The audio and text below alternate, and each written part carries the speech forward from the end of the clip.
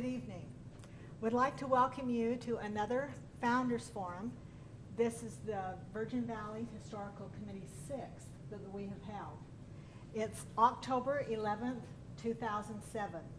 Our guests tonight are Gary and Monta Woods Hafen.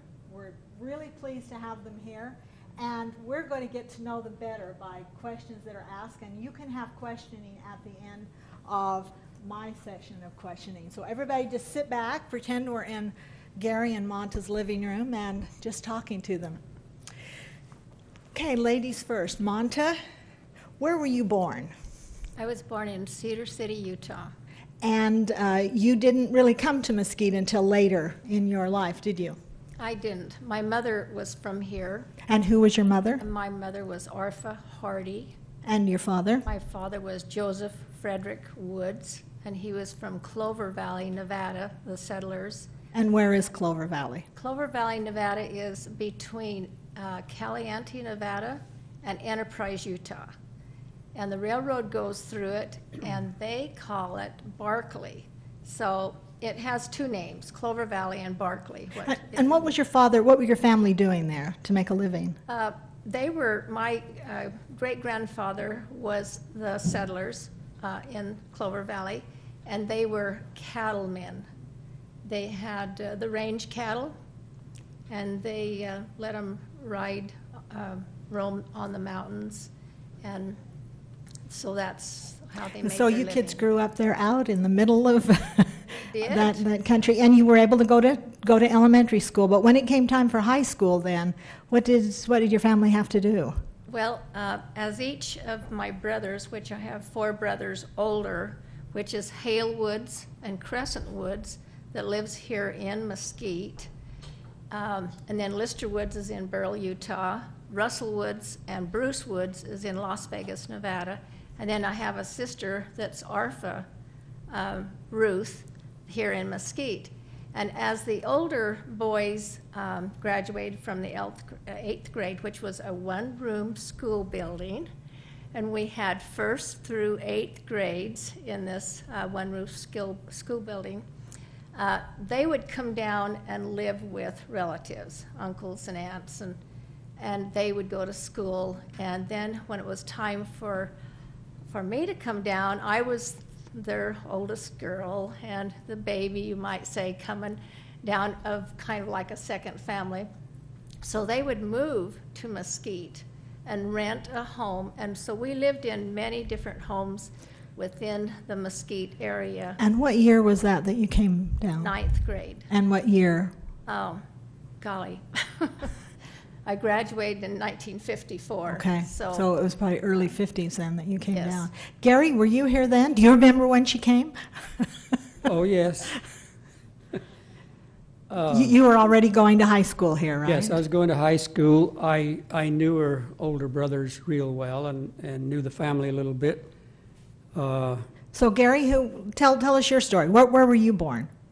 What year? Where? I was born in St. George, Utah during the Great Depression. And Did your family live here in Mesquite, though? yes, my mom and dad came here in 1930. Her grandparents were Charles Hardy and Emelina Levitt, who were among the first permanent settlers. They had 3 tribes, as you know. Anyway, my folks didn't come here till 1930. My dad had been helping running cattle here because his father owned cattle here and owned land here. And so after he got married, he came down here. So I was born in St. George, and during the Depression, and Dad went up to get us out and went to the Bank of St. George to get a loan for $50 to get Mom and I out, and they turned him down. Well, Gary, So I you're don't know how here, we got so out. I guess they must have got the $50 from somewhere. So I grew That's- up here, and And so, what did your father do? I mean, he had cattle. he was a cattle rancher, just like Where's her that father located was. in town? Where was your home that they brought you home to? It was just torn down a few years, this last year or 2 ago. It's where the Springs is now, Down on the boulevard. next to where Pollock's house is, just to the west. Kind of across the street from the movie theater, sort of in that area. Yes, across the diagonally street. across, yes. And that's where I grew up and went to high school here. And what was your family? I know you had a lot of brothers. I had 3 brothers. Three I'm number brothers. 2 out of 4 in order of birth. And your father, did he keep ranching? Did he have cattle all He the made time? his living by ranching and running the cattle up here. He knew her father. You know, they met because Dad was from southern Utah, Santa Clara. He grew up in Santa Clara. His dad was a cattleman. And so they knew each other as kids. And then when he came down here, he teamed up, of course, with other people here in town. I can name some of the old cowboys. And that's how he made his living. And he used to say that if you went into a bank with cow manure on your boots, you could get any loan you wanted. And the cattle business was a going concern back then. Well, did the Depression hit the valley here hard? Do you think that? Well, there's several stories that are told, and she's got my mother's comments on the Depression. You on want the her Depression? to Yeah. just read what Yeah, my Monta. mother said? All right, Mom. Let's see. Okay, his mother said, "We moved into a little storage hut with a dirt roof here on the farm and rented a room from Alfred Frainer across the street to put my cedar chest and bedroom set in. We really did some pioneering here. No electricity, no running water, just coal, oil lamps for lights, wood stove to cook on, and virgin float for water. We hauled our drinking water from Beaver Dam in a 25-gallon keg. I washed with a washboard and tub and had to use so much lye and salt soda to soften the water that it always took the skin off my knuckles and would be most of the day getting my washing done." Well, the water situation here was, and we'll get back to that. But Gary, let's hear about your family, your parents and your grandparents, who they are. Okay, my parents are Max and Estella Hafen. My father grew up in Santa Clara. His father, my grandparents on the Hafen side, lived in Santa Clara. My great-grandfather, my father's grandfather, is John George Hafen, and he and Suzette Bouchard came over from Switzerland and settled.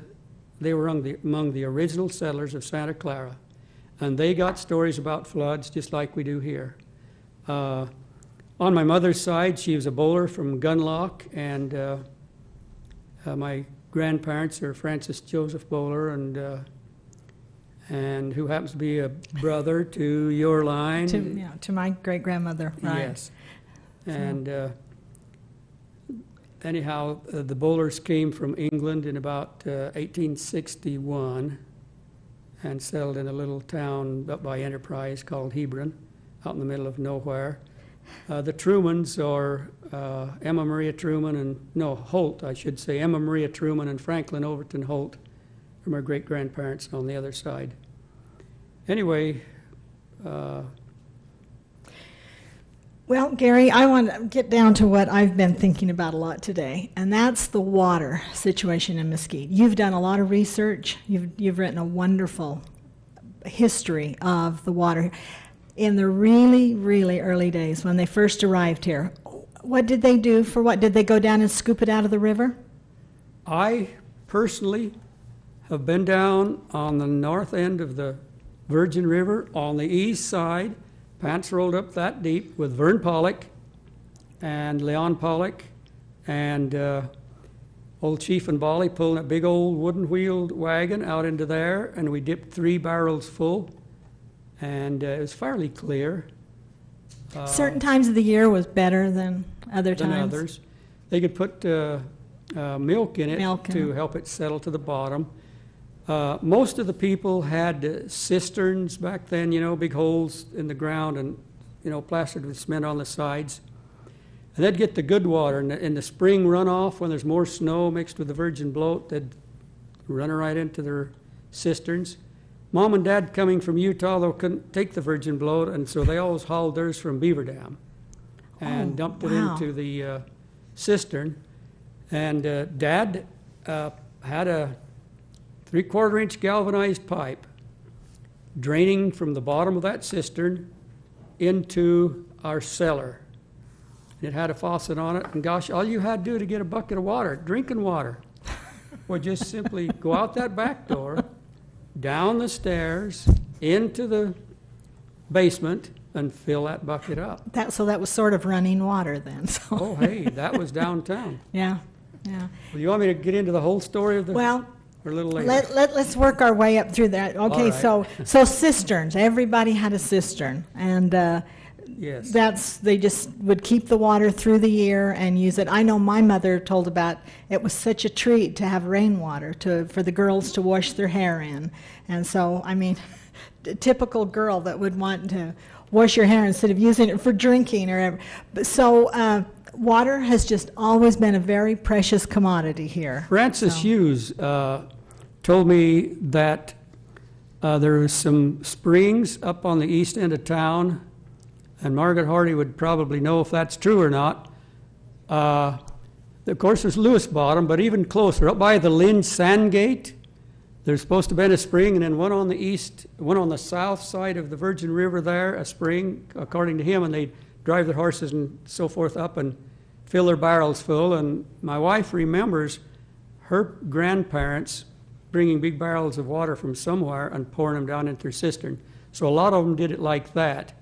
But I remember a lot of them did drain the water from the irrigation ditch, because back then the ditches were up and down both sides of the street, every street, around every field. There were ditches everywhere, trees everywhere.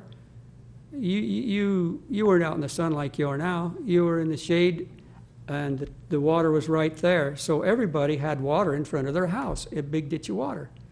And I'm told, I don't know whether it's true or not, Margaret, would this really be true? I think it was Francis Hughes told me that early in the morning, people would get out and dip their barrels full out of the ditch that were wrapped with a gunny sack to keep it cool. And they'd have to do that, and then later on, after everybody done that, they'd let the cows out to drink.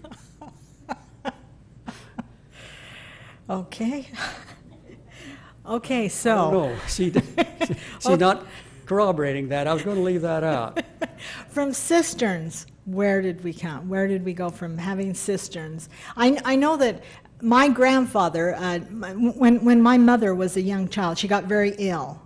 And my grandfather loaded up the family, my grandmother and the younger children, and my mother, and took them up to the mountains, Up the mountain and where got she water. could get good water, and they kept her there until she got better. So we knew there was a Okay. source of water up there. So what Yes, did we do? and that was in Cabin Canyon. That started out in 1936 when a committee got together from both towns, and they bought the water rights from a guy named Henry Levitt, and they had to pay $1,000 for those water rights, $300 by Mesquite, $200 by Bunkerville, and Educational District Number 1 kicked in $500. The school district, so is that the Yeah. school district?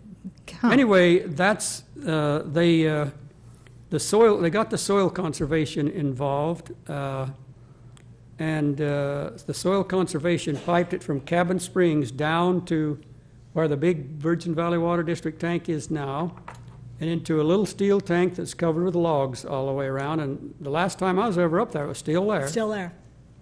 And so that was the first storage tank, and a lot of people did take their horses up and get water from that. It must have been wonderful to have Well, it was good mountain water. Yeah. I never did know of Spring good drinking water. Mountain water is what I always knew of. Yeah. Good water. Yeah. And then to get it a little closer to home, what did they do? Well, back then, they didn't have money. And so what they did is they went down to Las Vegas to the Colorado River Commission, and they got $7,000 from them to bring the water down about 2.5 miles further from up there where we just described. There's a big storage tank up here halfway down the slope. If you look up there, you can see it. The remnants of it are still there. And that was a diversion tank, too. It was to store water and divide 60% for Mesquite and 40% for Bunkerville. And so that $7,000, Walter Hughes, W.W. Hughes, and the little supervision of the WPA, which was the Work Projects Administration back in those old days of the Depression and so forth. Anyway, so they established that, and so that's where the water, it was down to that point. And then this town was small Mormon community, as you probably know, and the church was heavily involved in many ways, kind of in government is somewhat what government. I mean, just because most people belong to the same church, that kind of helped, control the people a little bit and keep them orderly. The church got involved and gave them a grant of $10,000. 60% of that grant was supposed to be for costs, and then 40% of the whole cost was going to be by donated labor of the two towns that assess families. You either pay $5 or you put in so many days' work and that sort of thing. And anyhow, they piped the water down to the communities from that storage tank. I remember going up that storage tank with my dad, and it's kind of nice to peek through some of those little windows over the roof to look through where the screen's kind of broken, and this quail came swimming over towards me, and I thought, well, if she'll come over closer, I'll get her out. Anyway, that was a storage tank, and so we finally got it down here to the towns, and they had standpipes, and the standpipe for our area of town was, First South and the northwest corner of First South and Riverside Road, and it was just a big old, 2.5, 3-inch stainless steel pipe, not stainless steel, galvanized pipe. Went up like this, and they had it braced up, and over like this, and down like this, and they had a big old cloth or, some big old thing hang down so that it wouldn't splatter all over. You just, like this microphone, you just drive your old truck or your team and wagon under there and turn on the faucet, and you fill your old barrels right up. Man, all you have to do is just take that water, haul it right to your home downtown. That was really going, and that was in 1938. Well, no, that was about 1938 to 40. And so that was as close as the home you'd come and get it yourself then, and take it to your home. Yes, you'd come and haul your own water. And did they have any control over that? I mean, you just went down there, and if somebody else was there, you waited your turn, lined up.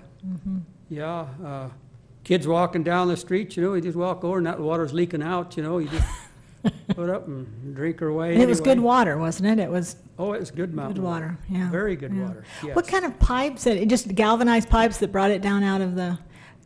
Somebody had to have probably gone up and made sure they were, didn't break or didn't. Vern Pollock would ride Old Chief up there. He'd go up up and back in one day, and sometimes camp up there. He maintained that for $50 a month. Everything that he could do, and to take care of that, he maintained it for $50 a month. He would take a torch and thaw some of those old pipes up there in Cabin Canyon. Yeah, during the winter, I would think. During the winter, that they would. To get it to running, and then if any of them sprung a leak, he had plenty of baling wire strapped on the side of old Chief, and he had a lot of 3 or 4 big inner tubes. Big old black inner tubes. You cut some of that off and wrap it around those pipes and tie that baling wire, and you got her fixed. Some of those old pipes are still up there. If you go up to Cabin Canyon there, you can still see them. Yeah. Yeah, you can still see some of those old pipes. Yeah. Okay, so that served about what do we figure the population was about then? 450. 450 people. So according to Edith Knight, who wrote a little bit about things at that time. So then what happened? We decided that they need to get a little closer. We want to get downtown. And so anyway, I'll get into a little politics here now. It's about 1940 when we got it down these standpipes. Then 1943, excuse me, Bunkerville came to Mesquite and says, we want to either buy you out of Cabin and the pipeline, or we'll sell to you. And whoever sells goes over to these other springs further west, Seeps and Dud Springs. My dad was bishop at the time, and that kind of got him involved, like it or not. Anyway, he wrote a letter to President Brian Bunker of the church and wanted to get him to try to get Bunkerville to stay together with Mesquite. And I got copies of those letters, and Brian Bunker says, I have no more right to ask Bunkerville to join with Mesquite on this culinary water than I would had to ask Mesquite to join together with Bunkerville on the irrigation water. I can tell you that little story if you want now or later. But Now, tell me what started this. It seemed that there just was not going to be enough water, continuous water. Is that why they felt like they needed to? Well, they could see that as the town grew, if it ever did, that they'd The have to source get just more water. was So not enough. they were starting to look for water then, and then the problem if it froze up or something, in the wintertime. Were there feelings between the towns about this? Was it kind of No, but it's like two brothers and two sisters. You guys that grew up here, you're all smiling, aren't you? Okay.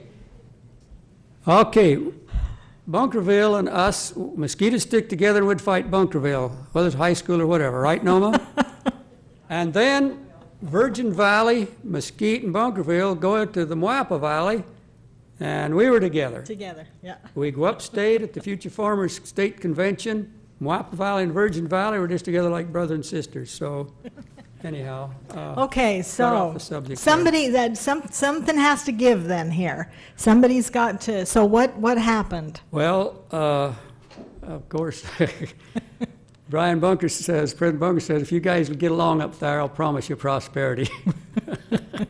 So Mesquite bought out Bunkerville's share and kept the Canyon system, and Bunkerville went to Seeps and Dud Springs. And so, anyhow, that was in it was in 1943. Now, this is all during the Second World War, too. So, Yes, it was. We still were kind of a little isolated place with this kind of water Yes. situation. Did people have water to their houses by this time? Had we No. got it piped? The Mesquite Farmstead Water Association was officially organized July the 20th, 1944. My dad was the first president. The vice president was Leonard Reber, and secretaries Alfred Frainer. Orville Abbott and John Jensen members of the board. Anyway, the first meeting they had then after that as a newly organized organization, and the reason they had to form an organization was to be able to go buy pipe and things. You got to have an entity. Mesquite wasn't incorporated or anything. And so February the 28th, 1945, they got financing approved from the Bank of St. George to pipe it to the homes. And I remember this very well. Each able family was assigned to dig a certain amount of trench down the main streets here. Called it Plum Street because it went plumb through town. It was Highway 91.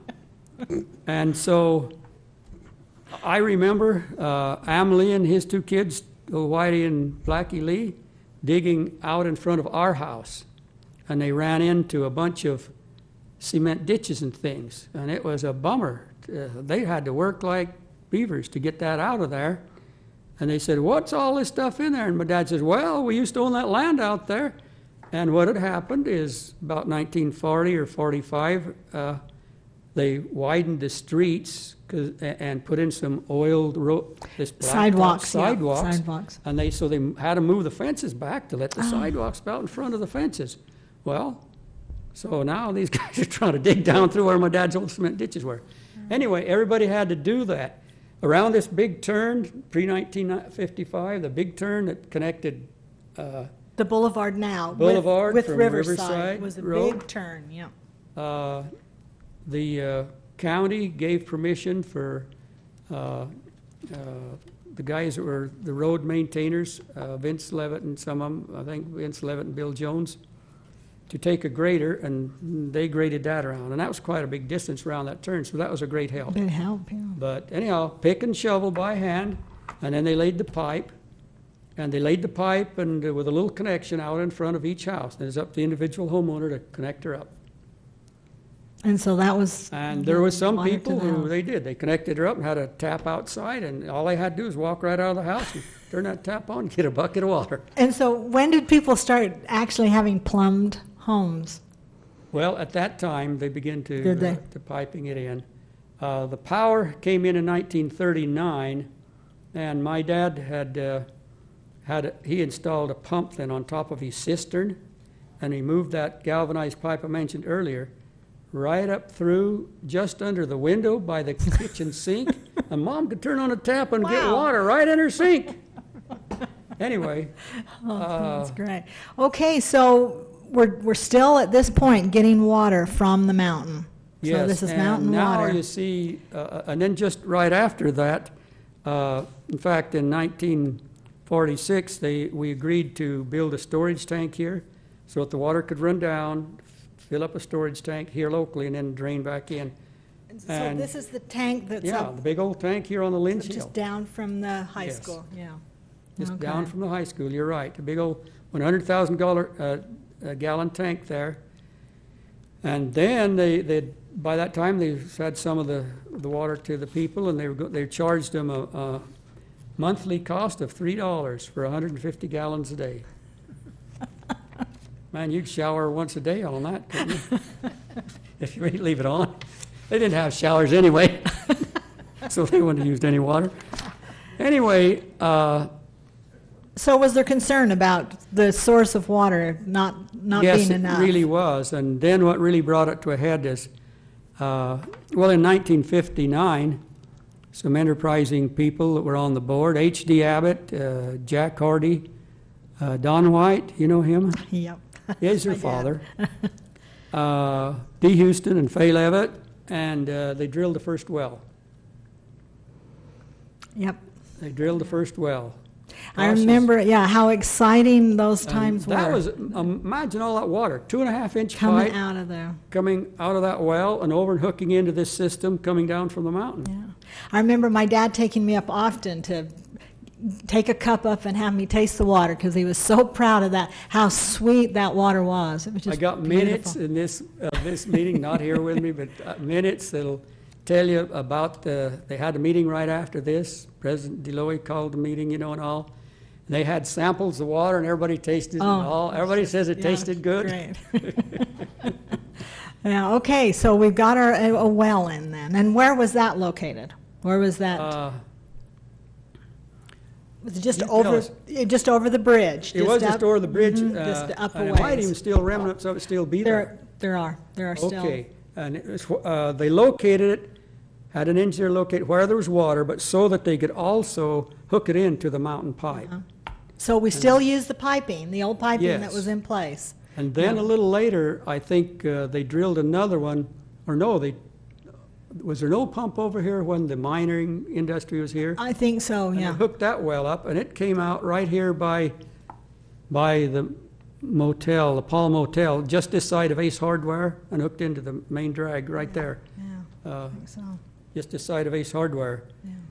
Anyway, so that's kind of the beginning of the well system, and that began to become the solution. But 1949, we had a very cold winter here, and it froze everything up.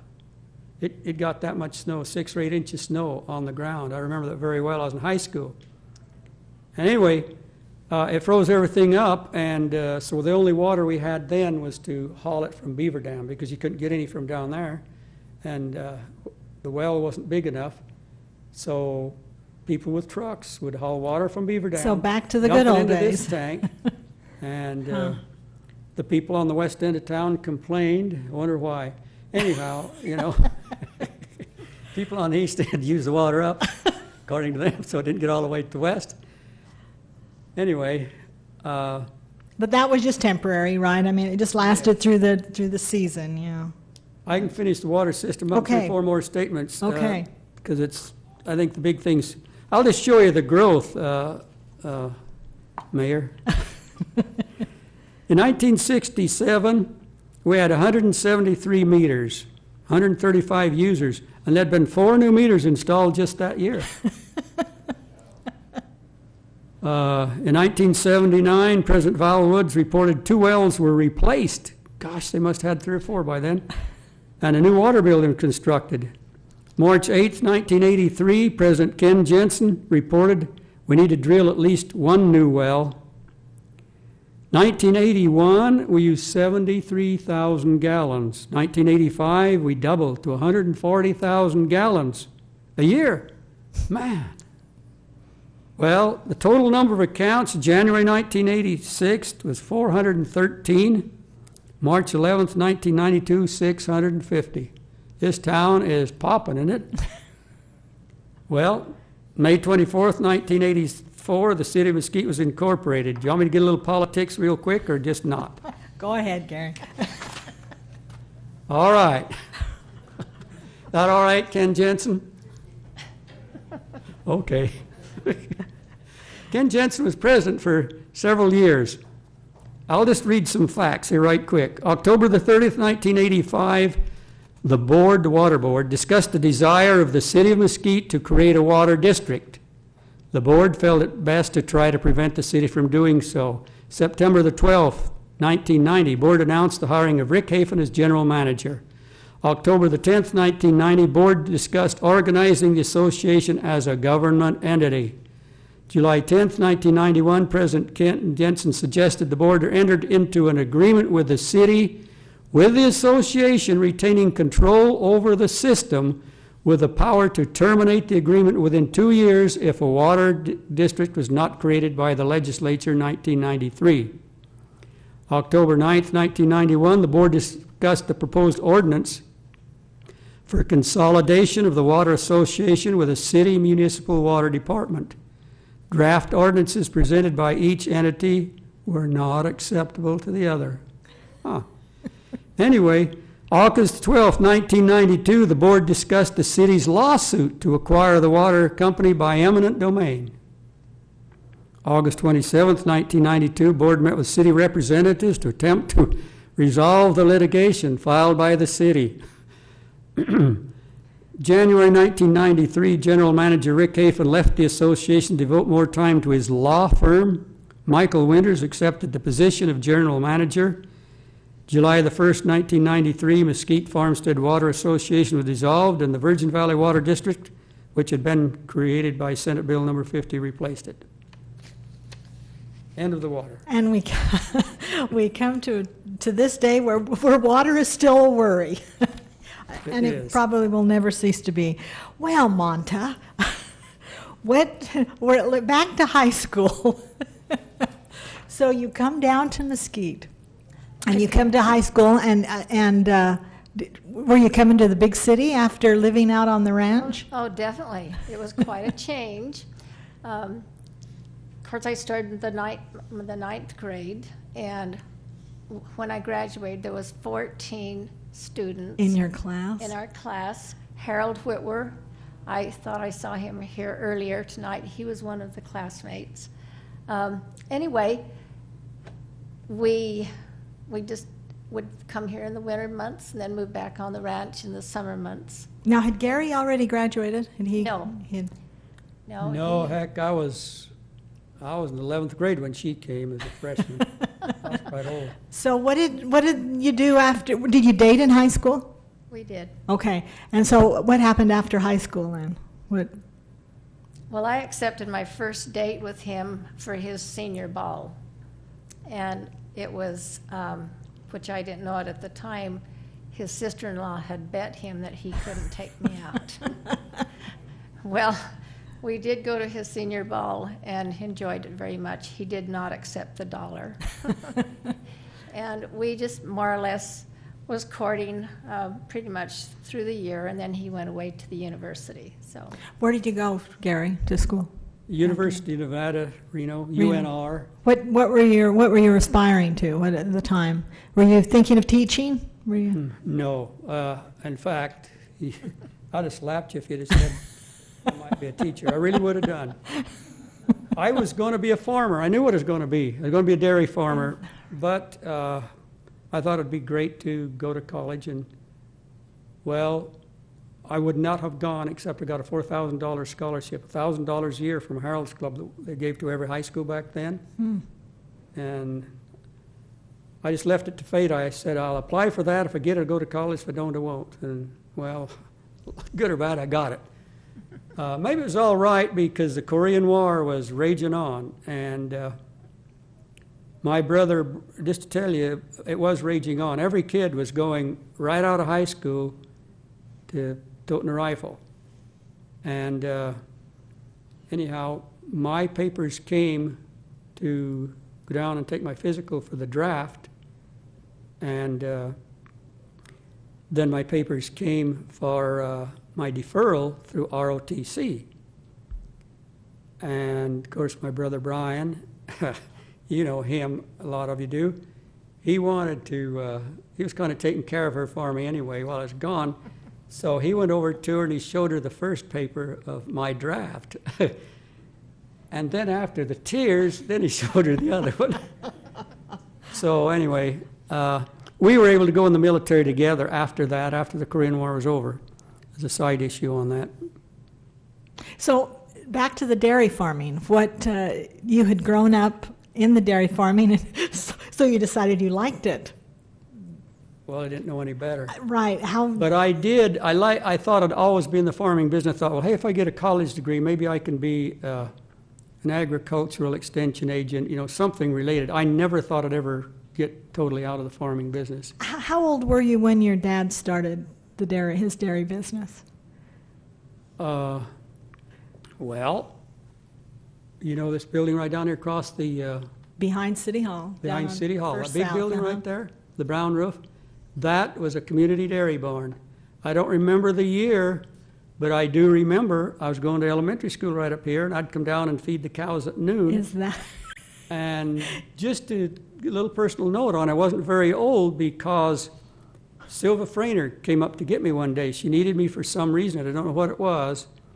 And she had Leola, one of her little tiny kids, there with her. And I said, well, I got to feed the cows first. So she drove me down, and I started to feeding the cows. She said, hey, you watch her, let me feed them. And because she could do it so much faster than I could. So I don't know how old I'd been. I wouldn't have been very old. I don't think I'd been in any sixth grade, or I'd have been ashamed to let her feed the cows. So you were a dairyman in elementary school, and so you. Oh yes, I'll tell you, I shouldn't. You get me started, I won't quit. But I rode my three-wheeled bike from down where our home was, down there where I told you before, you know, almost to Riverside Road. I rode my three-wheeled bike all the way up here to this old barn to when my dad was gone to run the cows out of the corral and get them up into the milking barn for Steve Potter to milk. So I wasn't very old. So I was in elementary school, yes. Well, if you still we've been in liked the it, dairy business all our if you lives. still liked it by the time you were thinking about a career for life, then I guess starting you that young was. I just really thought I would be a farmer. got you it know, in, and yeah, I yeah. didn't know what to Well, do. okay. So what about the dairy over there? I'm sure a lot of people don't know the story of the old barn there. Okay, that was a cooperative dairy. 10 men went in together, and they had it totally cooperative. Owned the cows jointly, the building jointly, everything jointly, and hired a milker. And then, you know, like things can do, they decided to break it up. And I was there when they were breaking it up, and I remember they'd go out and take some yellow chalk and mark a number on this cow she'd run by and that sort of thing. And what they did is they drew numbers. And then whoever, the number corresponding to whichever number on the cow, that's the cow they got. They divided up all of the corrals the very same way, the lots. And that's when I'd come down in it from elementary school and in my dad's lot, feed his cows. So the dairy was still there, and there was still the same amount, but it was divided up. Each were separate at that time, but they had a common milk guy to milk them, and they'd fill these 10-gallon cans full of milk, and you know had their own name on each one, and be picked up by a truck and taken to Las Vegas. Then that kind of went by the wayside, and everybody who really wanted to stay in the dairy business because the dairy business was kind of the way to make money, and it was a market for your feed, your alfalfa and all. But the milk was shipped to Vegas, right? And it was shipped to Vegas, and the manure on your beach wouldn't do you any good now to go to the bank. The range cattle was not a profitable business anymore, so dairy was the big profitable business. So people went on their own and built their own dairy barn right on their home farm, which my dad did. He built his in 1949. I remember when that was built. Right behind the house there on the So we boulevard. milked the cows there. Yeah. In And fact, we so, were milking them there long before that, but just in the mangers on cement. But the real barn, you had to get modern and sanitary before too long, you know.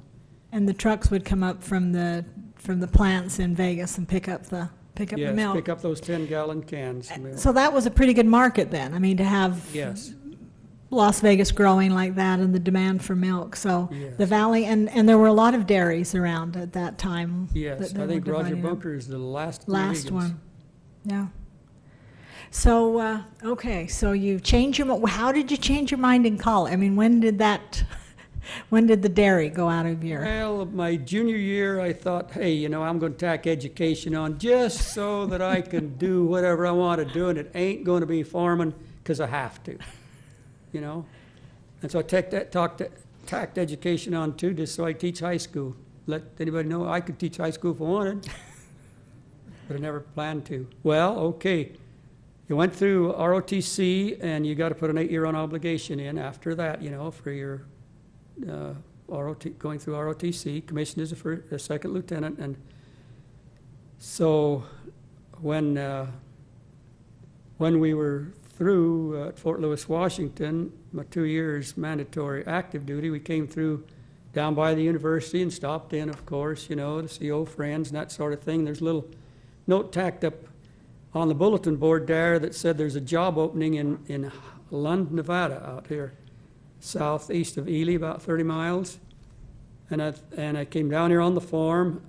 Brian was here from college, and anyway, that was 1956, and November 1956, and I could see, hey, the farm isn't that big, and you know. And I just like to try and just see what teaching is like. And I thought for a half a year I could take anything, so I'll just go try it. I wouldn't have done it if it had been a full year. Went out there, and on the third day I said, this is the life I want. In And Lund. I just loved it. Was Lund any bigger than it is now? I mean, Gosh, well, there was 22 kids in the whole high school. It was pretty big. 4 teachers. I was 25% of the faculty my first year. and it was a high school. It was a It high was a school. high school. Yeah. But I did teach some extra classes. I taught the 7th and 8th grade boys and girls PE, you know. Well, Monta should have been right at home then, right? Oh, she Rural was, Nevada. and she was over there teaching them to cheerlead and all these kinds of things. Well, and how long did you stay in Lund then? Year and a half, and then I went back in the Army. Did they? Because I wanted to learn to fly an airplane. Oh. And you did. Yeah, And I hear that you had a plane of your own for a while. that's true. I wanted to fly so bad that you had to apply, you know, through the government. You know how a government is. And it took me 10 months with applications and 21 turndowns. Boy, And you I knew don't I was give up. going, so I stayed with it. And that's been a turning point in my life. Wow. If they give you all this garbage as to why it can't be done, that's not a no. It's just that they don't want to fool with you. But they finally let me in. Anyway, yeah, and I learned to fly a little L-19. Would you Air Force people know anything about L-19s? What's that? Yes, yes, field artillery observation. That's right. That's right. Yeah, come in over the trees and settle down and take out right over the trees, and more darn fun than a barrel of monkeys. So how long did the pilot career last then? I mean, was this just during the training and, I mean? Well, that was 10 months active duty for training, and I had my final check ride for flight training and checked out of the Army, checked out of the active duty the same afternoon. Oh. So Okay, so you went back as the flying teacher. Went back, yeah. As a school teacher then? I'd promised, you're getting me on a lot of subjects. I'd promised the school kids in Lund that I was going to come back and take them all for a ride. And I was going to land right down south of Lund on that wide highway. My wife came home Friday afternoon, took all the kids to Grandpa and Grandma, and I was going to fly up here and pick her up and head out to Lund. I went out there. That darn airplane was little old Piper Tri-Pacer, all the cloth covered one, all cut up and everything. Somebody had vandalized it. Oh, So we're going to do it again, right? So we do the same thing, make all the arrangements Friday afternoon, and I run out there to check that plane over, and there's some darn thing mechanically wrong with it. It was another plane we had. I was a member of a flying club at that time, and we weren't able to go that time. And anyway, make a long story short, I never kept my promise to get out there.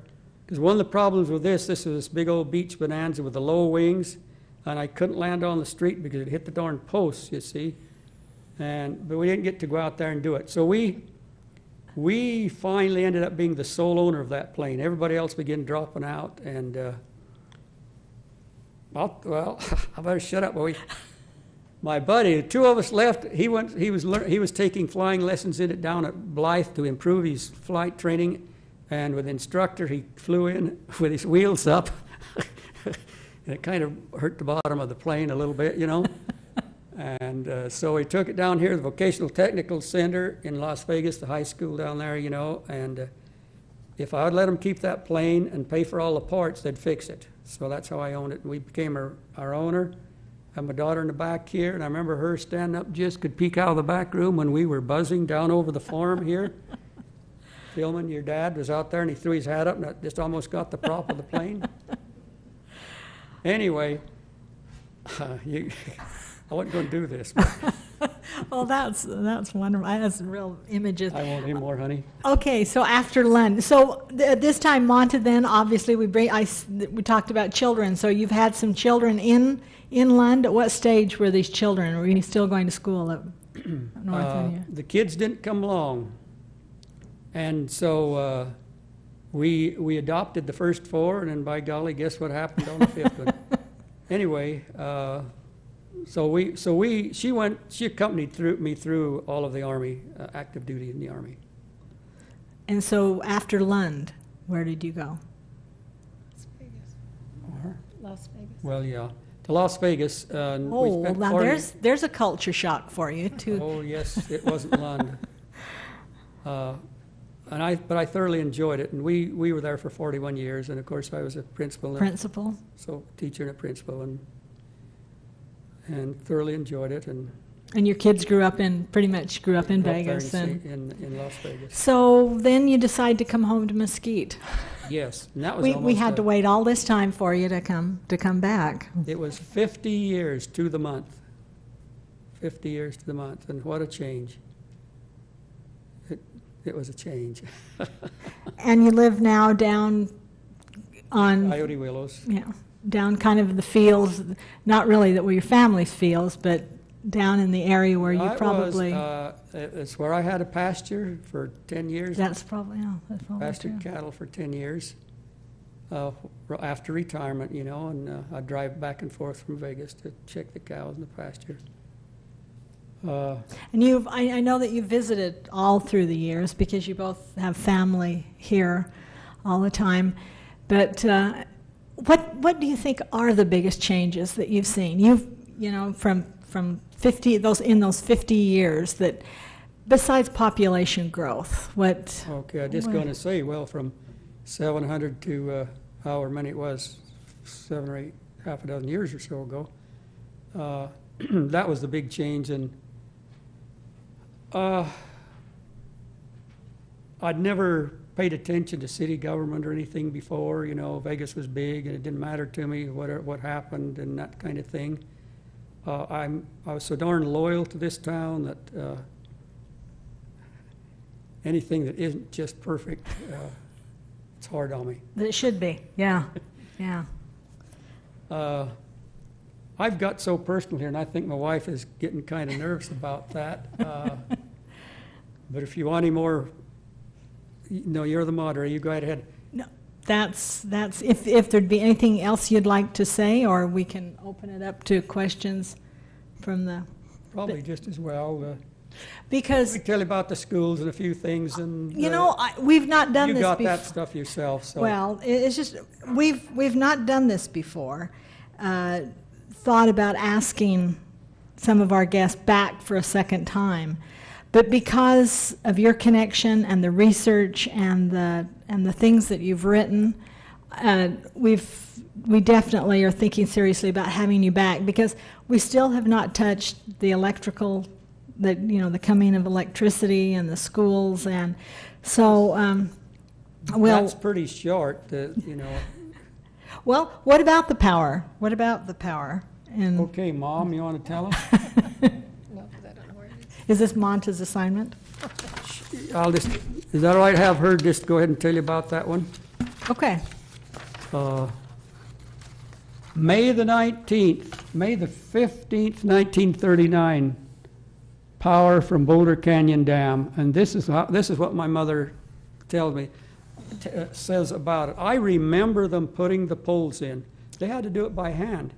They had these shovels, a big long-handled shovel that was kind of like this, just a cup, and they'd pound with their big steel rods and then just scoop the dirt out. John Levitt and Irvin Briner from the Wappa Valley, and they put poles in all across the mesa. The mesa. I remember them putting them in up and down the main street here in front of our home and so forth. And what year was that remember when it again? came What on. year? Pardon? What year was that? 1939. And this is his mother's account from Estelle Hafen. You talking about enough? Then came the day when we got electricity, a day we'll never forget. It was late afternoon.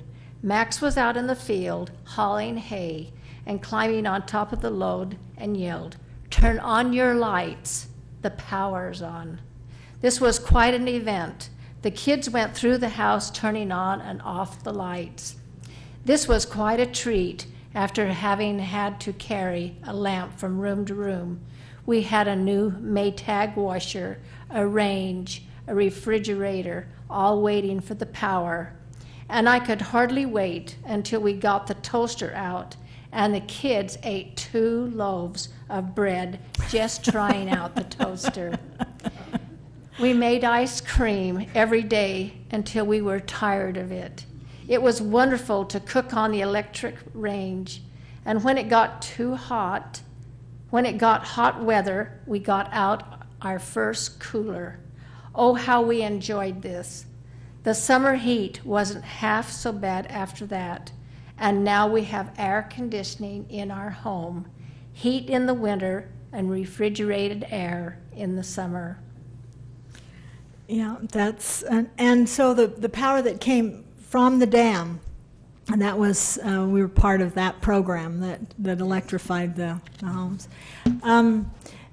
So what, besides so the power came in before before running water to the homes, and Yes, right. and it kind of, I think I'd be my guess, but Aunt Margaret, I'll bet you'd agree with me. The reason we didn't get running water in is everybody had a cistern, they're self-sufficient, and they didn't have any money to go up to Beaver Dam or up on the hill there to run pipes down, yeah. I guess that would be the reason. And do you know why it's the Overton Power District instead of the Mesquite Power District? That happened during that 50-year During period, those- I guess, that I was When born. and Overton was bigger. I mean, it was at the time. I think it was closer to the dam, and it just sort of A little bigger, yes.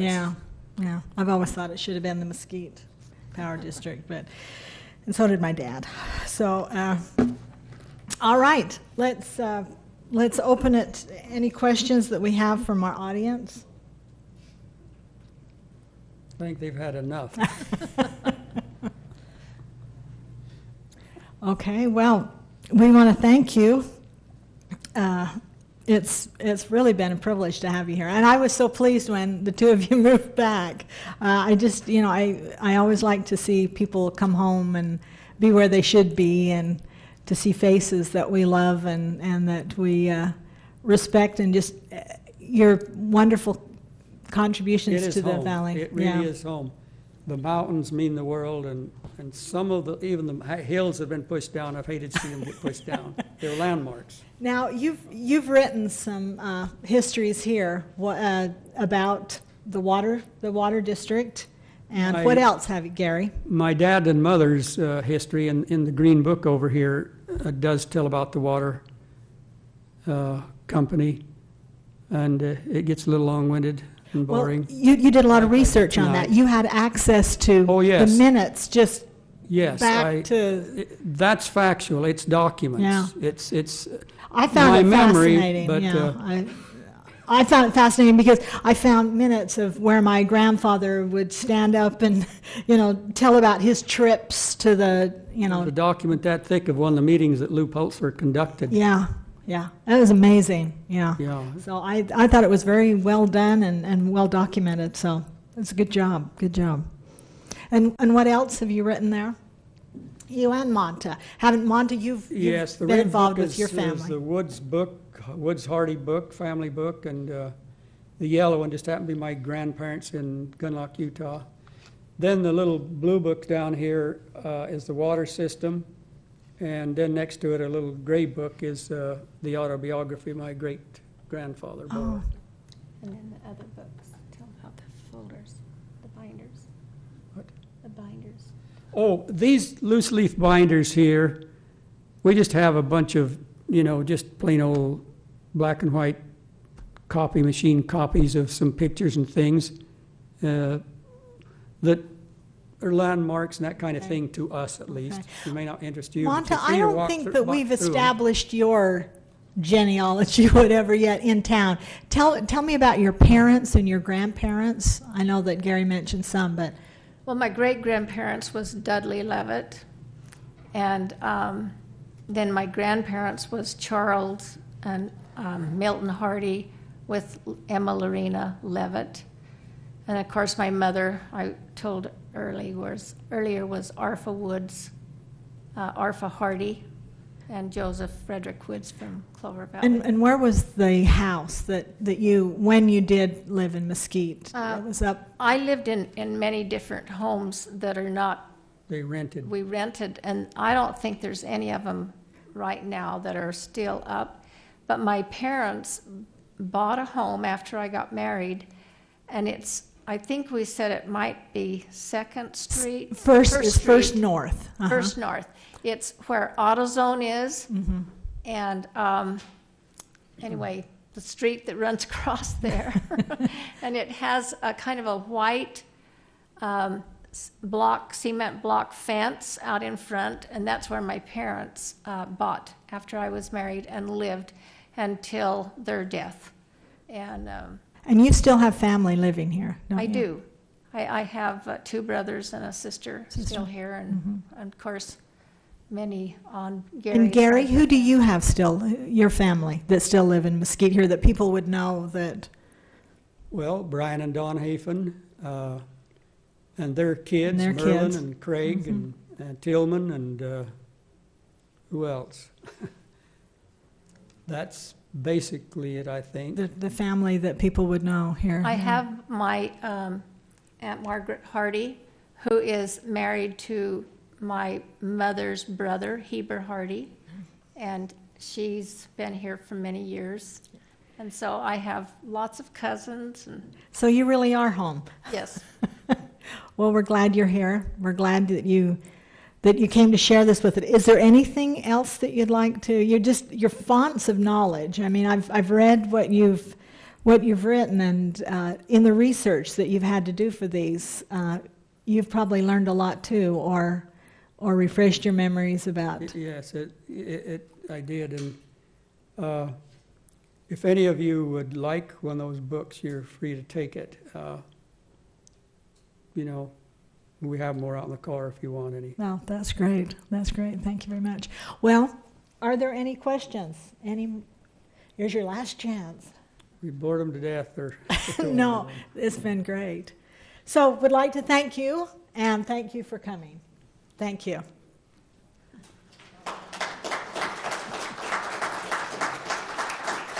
That's your paper. That's your paper.